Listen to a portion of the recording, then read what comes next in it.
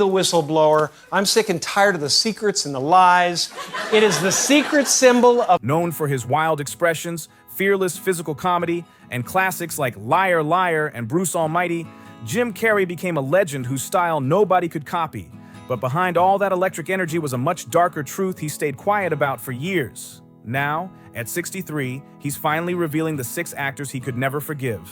The ones who embarrassed him in public, twisted his fame against him, and even dragged his daughter into their drama like it was nothing. These weren't random strangers. Some were idols he looked up to, some were co-workers he treated like trusted teammates, and their betrayals cut sharper than any character he ever played on screen. And trust me, the reasons he still can't stand them are even more shocking than the names themselves. Number 1, Tommy Lee Jones, the man who looked Jim Carrey straight in the eyes and said, "I hate you." Tommy Lee Jones gets the top spot because he did something almost nobody in Hollywood would ever dare. He told Jim Carrey to his face that he hated him, with zero hesitation. Years later, Jim still shook his head when telling the story because of how wild it felt. Back in 1994, Jim was unstoppable. Ace Ventura, The Mask, and Dumb and Dumber had him ruling the comedy world. Landing a role in Batman Forever felt like leveling up, especially since he'd be working next to Tommy Lee Jones, an Oscar winner he admired growing up. Jim walked in excited, and that excitement didn't even make it past the first week of filming. Crew members later said you could feel the tension buzzing through the set. Tommy reportedly kept complaining that Jim's freestyle improv was messing up the tone, saying the movie already leaned silly and Jim's high-energy style pushed it even further. Between takes, Jones wouldn't even look Jim's way. He just talked loudly about serious actors while Jim was standing right there, pretending not to hear. Then came the night everything snapped.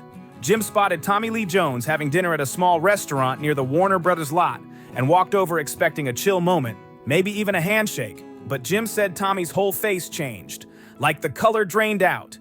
He stood up, shaking like he was boiling on the inside, gave Jim a stiff hug and said, "I hate you. I really don't like you. I cannot sanction your buffoonery." Jim realized right then this wasn't banter. This was straight-up contempt. That same weekend made things even worse. Dumb and Dumber crushed Tommy's passion project Cobb at the box office. People on set said Tommy took it personally, almost like Jim's success was some kind of insult aimed directly at him. He reportedly called Jim's movies nonsense comedy, and the fact that Jim earned more in 3 days than Cobb did in total, that just pushed the tension to the edge. After that, Tommy avoided rehearsals, refused eye contact, and even asked production to separate their dressing rooms like he couldn't stand being anywhere near Jim. They never made peace, not on set, not after filming, not ever. For Jim, that moment became his first harsh lesson in how unforgiving Hollywood egos could be. Number 2, Shia LaBeouf, the rival who went after Jim Carrey's daughter. Shia LaBeouf didn't just cross a line with Jim, he practically jumped over it with both feet. And it all started from a harmless joke Jim made on stage. Something simple, not even aimed to hurt anyone. During the 2014 Golden Globes, after Shia's plagiarism drama had blown up everywhere, Jim tossed out a playful line about it while smiling on stage. He said, "Dying is easy. Comedy is hard." I believe it was Shia LaBeouf who said that, so young, so wise. The whole room cracked up. But Shia, he wasn't laughing. Instead of reacting like a grown adult, Shia got furious. And then he did something people close to Jim said felt downright disrespectful. He went after Jim's daughter, Jane Carrey, who was already an adult with her own life and music career. Shia posted a clip of her band online with a caption that repeated old, false tabloid rumors about Jim's private life. And here's the thing, he didn't even come up with it himself. He copied the insults from an old Rupert Murdoch rant about Hugh Grant and just swapped the names around, like he wasn't even trying to hide how sloppy it was. People close to Jim said he was stunned because Hollywood teasing is normal, but dragging someone's family into it is totally different. Shia deleted the post within half an hour, probably realizing he crossed the line big time. Then he tweeted an apology that felt rushed, like he was trying to cover the tracks as fast as possible. But by then, the damage was done, and Jim never spoke publicly about it again. What made the whole situation even stranger was a little detail fans spotted later on. During that same period, Shia was following exactly one person on Twitter, Jim Carrey's daughter, Jane Carrey. And the moment he posted that attack, he quietly unfollowed her like he was trying to erase the whole thing from history. It felt like a mix of resentment, frustration, and a weird obsession. And it locked Shia's name onto Jim's blacklist for good. Number 3, Jenny McCarthy, the relationship that turned into a battlefield. Out of everyone Jim Carrey has crossed paths with, the name that hits him the hardest isn't a co-star or a rival. It's Jenny McCarthy, the partner whose chapter he avoids bringing up in interviews even today. Their story started like a classic Hollywood romance. The funny guy meets the funny girl, sparks fly, and cameras can't get enough of them.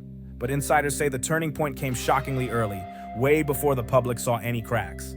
People who spent time around them between 2006 and 2007 noticed something odd. Every date night seemed to double as an autism meeting, a vaccine debate, or some kind of planning session tied to Jenny's activism. Jim didn't catch on right away because he thought he was just supporting someone he cared about. What he didn't realize was that he was being slowly pulled into a political firestorm he never planned to be part of. By 2008, Jim Carrey had suddenly become the unexpected face of the anti-vaccine conversation. Not because he wanted to speak on it, but because Jenny needed a famous voice backing her message. Jim showed up at rallies, spoke at events, helped fund projects, and offered emotional support for her son, Evan. But he didn't notice how much these appearances were costing him professionally until big roles quietly started slipping away from him. Then things got even heavier when Jenny pushed him toward making stronger, more extreme public statements.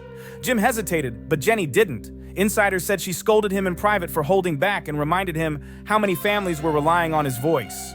It was nonstop pressure, and Jim eventually realized the public version of himself, the activist, the spokesperson, the symbolic figure, was being shaped without him ever agreeing to it. Their breakup in April 2010 looked polite on the surface, but people inside Hollywood immediately understood the truth. That same week, Jenny shut down her autism school and hinted that she and Jim had different visions, which insiders said was her way of referencing their clashing approaches. Jim had originally planned to buy out her co-founder, but he walked away from every part of the project the moment he walked away from her. To him, this wasn't just heartbreak, it was betrayal hidden inside activism. And it's why Jenny McCarthy remains on his blacklist with no chance of making it back. Number 4. Mark Wahlberg, the Hollywood veteran who publicly belittled Jim Carrey. Mark Wahlberg didn't need a conflict with Jim Carrey, but he sparked one anyway with a single sentence that spread across Hollywood instantly. During a 2009 interview, a reporter asked him about actors speaking out on controversial issues, and Wahlberg didn't even pause. He went straight for the throat. He said, "Actors should shut up and just act." And everyone knew exactly who he was aiming at. Jim had just become tied to the vaccine conversation due to Jenny McCarthy's activism, and the timing made Wahlberg's comment feel like a direct hit. What made it sting wasn't the disagreement, it was the attitude behind it. Wahlberg, a man with a very well-known past full of street fights and serious run-ins with the law during his younger days, suddenly placed himself on a pedestal like he was Hollywood's moral referee.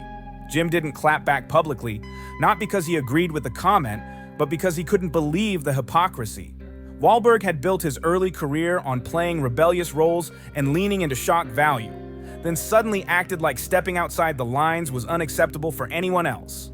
Privately, Jim saw it as pure Hollywood politics, loud, selective, and strategic. And what the public didn't know was that Wahlberg kept repeating the same message behind closed doors. A few months later, insiders heard him saying that Jim was hurting the industry and making other actors look irresponsible. And that rumor spread through the studios fast. It didn't take long before Jim started noticing something shifting, offers slowing down, meetings getting canceled, projects quietly moving forward without him. Meanwhile, Wahlberg's career kept climbing without a single scratch. Jim saw exactly what was happening, and he didn't forget it. Wahlberg wasn't just criticizing Jim. He was cleaning up his own image by pushing someone else into the spotlight, and that move stuck with Jim permanently.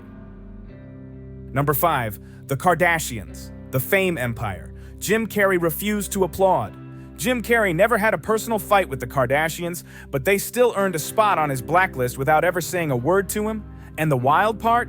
The whole thing started with one red carpet question that hit Jim at the worst possible moment.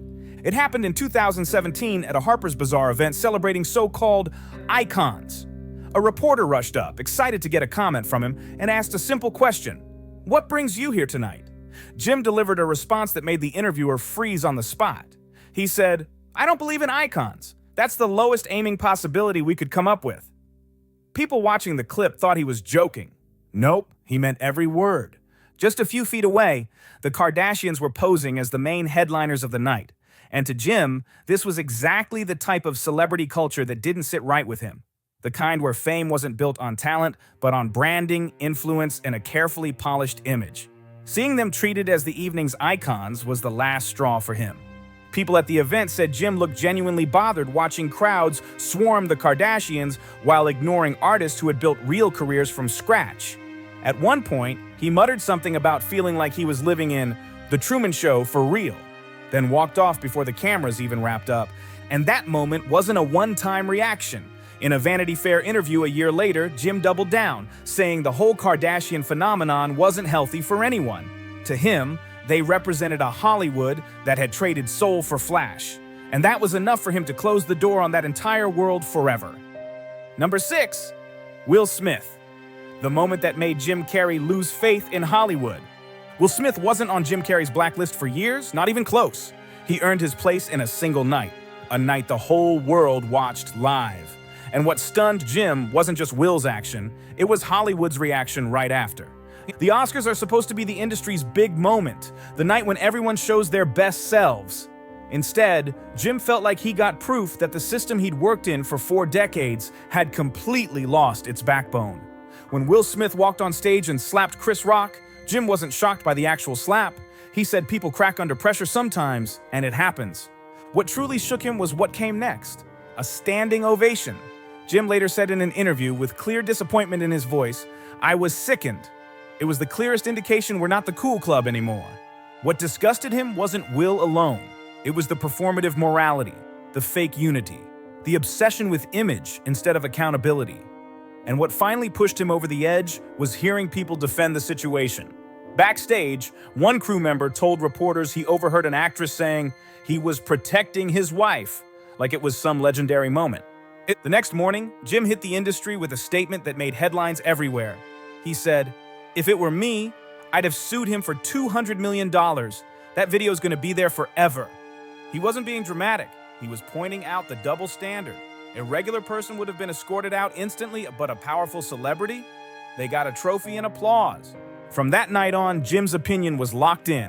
In his eyes, Will Smith didn't just embarrass himself, he revealed how twisted the Hollywood system had become. Drop your thoughts in the comments below, hit that like button if you felt something real, and don't forget to subscribe for more stories.